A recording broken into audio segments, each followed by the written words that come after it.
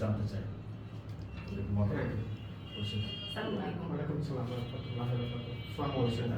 কেমন আছেন? আচ্ছা, সিভিল লয়ে যে মামলা মোকদ্দমাগুলো এগুলি তো লং টাইম, লয়াররা এই সম্পর্কে একটু ভীত। এটা এখন আপনারা কি কেটে ভিতরটা কেটে গেছে আপনাদের এখানে ট্রেনিং নেওয়ার পর?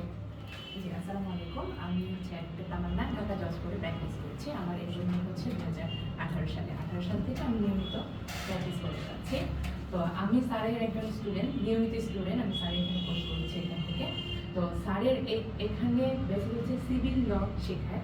তো আমাদের সিভিল প্র্যাকটিস যখন আমরা করব, তখন আমাদের জমি জমার মাপা, নকশা চেনা, আর্জি লেখা, কীভাবে দ্রুত নিষ্পত্তি করতে হবে, পর্চা চেনা, এগুলো বেসিক জিনিসগুলো আমাদের জানতে হয়। এটা ছাড়া যেহেতু সিভিল মামলাটা হচ্ছে ডকুমেন্টারি একটা বিষয়, আমাদের প্রত্যেকটা ডকুমেন্ট ইন্ডিভিজুয়াল চিনতে হবে।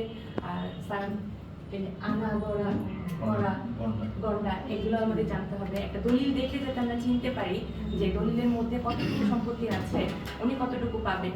ইভেন আমরা একটা পর্চা দেখে চিনতে পারি, আমরা একটা নকশা দেখে যাতে বুঝতে পারি। এই বিষয়গুলো আমাদের সিভিল প্র্যাকটিস করতে গেলে প্রথমে এগুলো আমাদের জানতে হয়, যাকে বলা যায় এটা আমাদের বেসিক জিনিস, এটা জানতে হবে। সিভিল ল ফাউন্ডেশনে এসে আমি স্যারের কাছ থেকে এটাই শিখেছি যে বেসিক জিনিসগুলো প্রথমত। ইভেন স্যার হচ্ছে মামলা কিভাবে দ্রুত নিষ্পত্তি করা যায় সেই বিষয়গুলো আমাদের শিখিয়েছেন।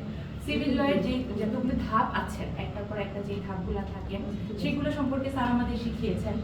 তো স্যারের এই প্যাকেজ, এখান থেকে যেটা আমরা শিখেছি, একজন সিভিল লয়ার হিসাবে নিজেকে আত্মবিশ্বাস হিসেবে গড়ে তুলতে পেরেছি মূলত। যে এখন আমি জানি যে